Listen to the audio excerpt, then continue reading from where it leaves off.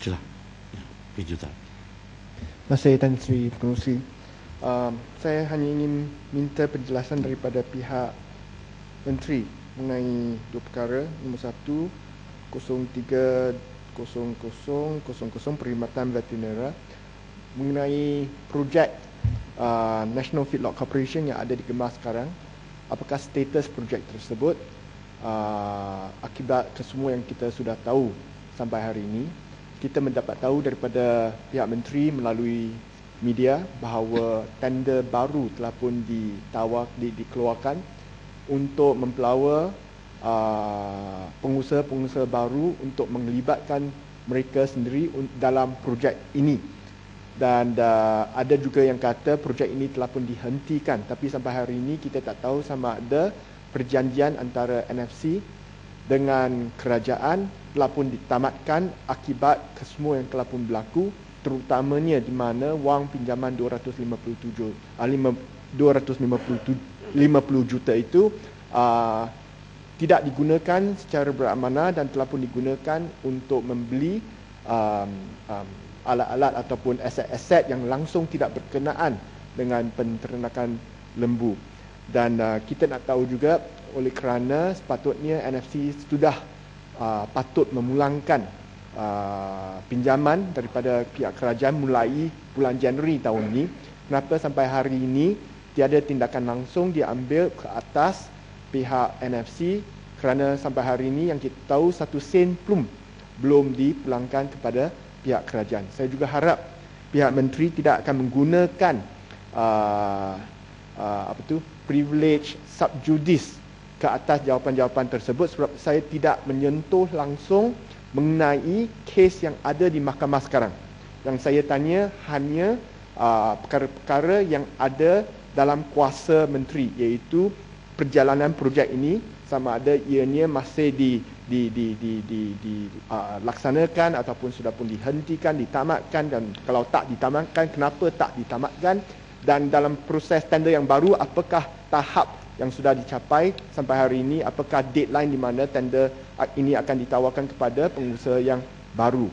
Dan kita nak minta tanya sama ada proses untuk menawarkan tender ini akan diubah suai ataupun ditambah baikkan daripada cara NFC telah pun ditawarkan sebelum ni. Dan kita tahu sebelum ni tender NFC telah pun ditawarkan kepada pihak Datuk Seri Mohamed Saleh dengan 1 hari mesyuarat saja. Semua pihak petender datang, 6 parti kalau tak ingat salah, datang buat tender, buat presentation, setiap orang presentation setengah jam sehingga 1 jam. Selepas tu mesyuarat habis, terus Menteri Pertanian masa tu Pago telah pun membuat keputusan, kita akan tawarkan kepada pihak Datuk Seri Mohamed Saleh ataupun NFC.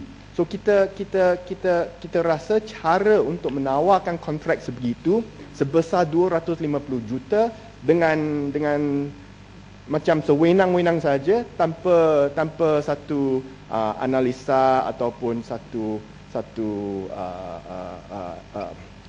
review yang penuh, menunjukkan bahawa kerajaan tidak mengambil serius tentang wang yang telah pun dikeluarkan oleh pihak kerajaan.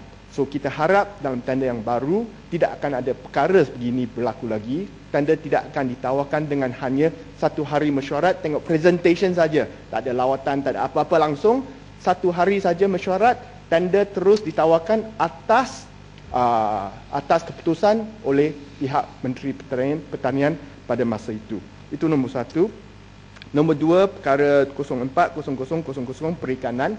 Saya ingin mengambil tahu mengenai satu lagi kontroversi ataupun skandal daripada Kementerian Pertanian yang pada masa itu juga diketuai oleh Yang Berhormat Pago, iaitu isu MITP, Malaysia International Tuna Port. Saya ingin mengambil tahu mengenai apakah latest status mengenai projek tersebut. Kita tahu bahawa pinjaman sebanyak 240 juta telah pun diberikan kepada syarikat tersebut oleh pihak OSK atas jaminan tak ada jaminan daripada pihak kerajaan yang tak berapa tentu, kerajaan kata tak ada jaminan, tapi pihak rating agency kata ada jaminan. So itu merupakan satu perselisihan antara pihak perbankan dengan pihak kerajaan. Tapi ada 240 juta punya pinjaman kepada satu syarikat kerjasama antara lembaga keikanan dan syarikat MITP. So kedua-dua syarikat ini apakah statusnya, adakah pihak LKIM dapat mendapat balik ke semua aset yang telah pun dilabur ke dalam projek ini dan apakah status yang terkini. So itu saja yang Tan Sri Speaker. Terima kasih. Sri Gading.